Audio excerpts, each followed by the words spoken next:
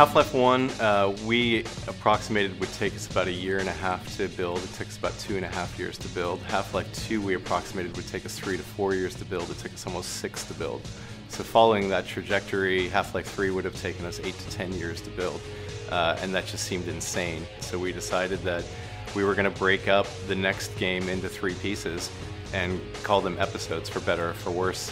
Focusing on smaller, more frequently delivered pieces of content is an opportunity for us to push in a direction that would seem much riskier if we were going off doing a $20 or $30 million game project. Whereas if you break that up a bit and sort of limit the cost and limit the time, you're able to sort of take some of the risk in the gameplay and in the design.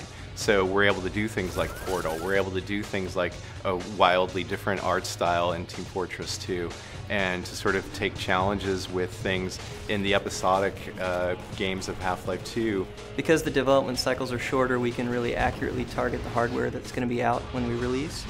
So that's really nice for us. And for our customers, the main benefit is, of course, they get more games more often from us, which we hope they like. So for us, when we took a look at Portal, Team Fortress 2, and Episode 2 sort of on a collision course for their release, we said, well, are we going to have these games out at the same time competing against each other, or do we want to put them together and have them complement each other? Plus, also including Half-Life 2 and Episode 1, this is probably the greatest collection of games that have ever been offered in one box. You know, it is literally the offer that gamers can't refuse. Valve was founded in 1996 by 2 former Microsoft developers, myself and Mike Harrington. We'd been developing operating systems and applications, and we had no idea whether people with an operating systems background could do something more entertaining than a disk defragmenter. But we felt that the action genre had become really stultified. And we thought that there was this opportunity for storytelling that could be injected in it, to give people the sense of a world going strange, and of an ordinary person who has to become a hero through those progression of events. And so we did. That was the beginning of Valve. I think the easiest way to sort of talk about Half-Life, the series, to folks is to say that, you know, this was a game that really sort of puts story in the center of the experience. Half-Life 2 opens much like the first game, with Gordon Freeman on a train. In this case, he, instead of arriving in Black Mesa, he's now in a strange city called City 17. And also sort of being reunited with some of your colleagues from the original Half-Life as well. A big difference between the characters in Half-Life 1 and the characters in Half-Life 2 is that now they're not disposable. Alex Vance is one of our proudest creations. Dr. Freeman, I presume. I think gamers latched on to Alex because we developed her character to be more of a real person. I'm Alex Vance. My father worked with you back in Black Mesa. I'm sure you don't remember me, though. Gordon begins to put together the pieces of what's happened to Earth in his absence. And things are wildly out of control, and you're battling Combine forces, alien creatures. And your job is to free humanity from the Combine.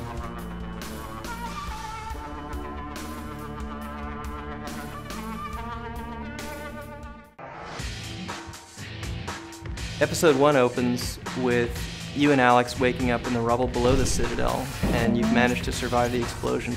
And the Citadel core is nearing meltdown because of what you did at the end of Half-Life 2.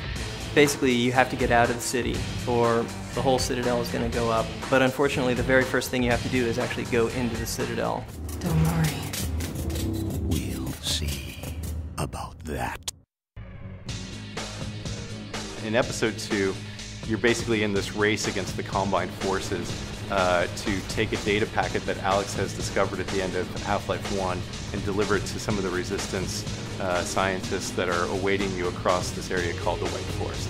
In terms of new monsters, we introduced the Hunter, which is a Combine adversary. It's a relative of the Strider. It's like a fast predator. As well, we introduce new antlion species.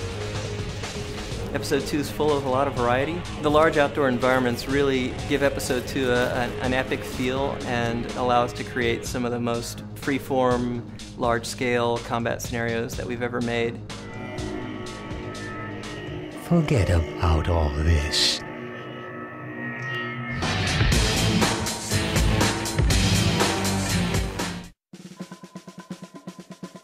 So Team Fortress 2 is the sequel to the granddaddy of class-based multiplayer action games. Also developed by then students in Australia, Robin Walker and John Cook, in the mid-90s as a mod for Quake.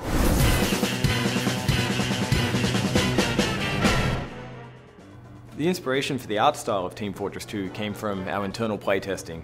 We had a version of the game up and running. It was very rough and abstract, but the more we played it, the more we realized the game was about sort of this over-the-top action where everything's a little exaggerated, and we wanted a visual that sort of matched that feeling.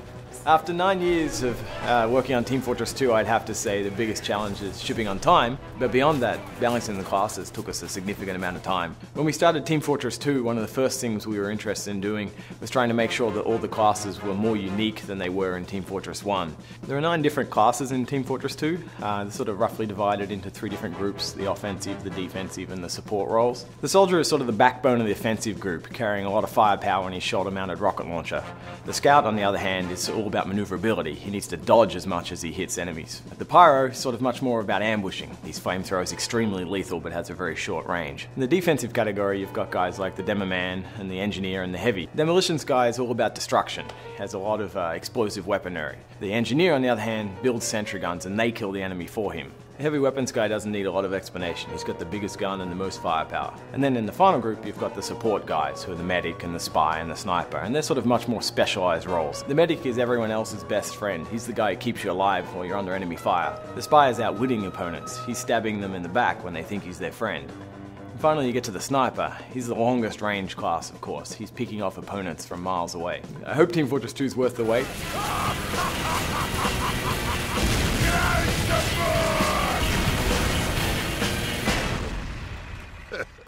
Grow some more.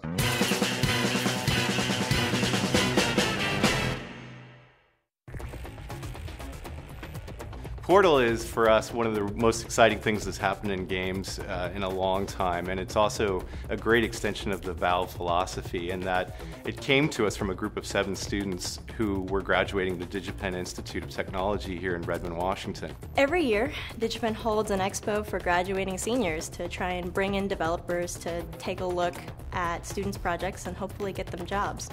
So a couple people from Valve swung by and took a look at our project and apparently thought it was interesting enough to invite us to come into Valve. They came in and demoed the game for us, and about halfway through their demo, Gabe just stopped them cold and said, "You guys must come work at Valve and create your next project here on the Source engine." And 2 years later, we have Portal as the experimental piece of the Orange Box. Portal is a mind-bending puzzle game that allows you to manipulate and bend 3D space to your will.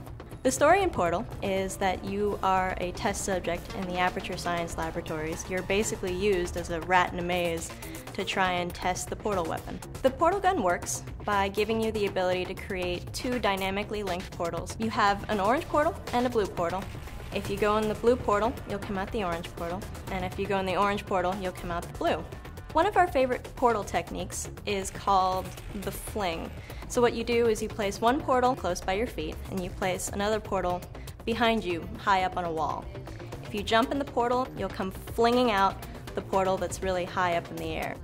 We use this for all sorts of puzzles later on in the game. We hope that the portal gun will change players' expectations much in the same way that the gravity gun did for Half-Life 2. With the gravity gun, players were able to manipulate physics in a way they never had before. And in Portal, you're able to manipulate 3D space in a way that you never have before. This next test is impossible.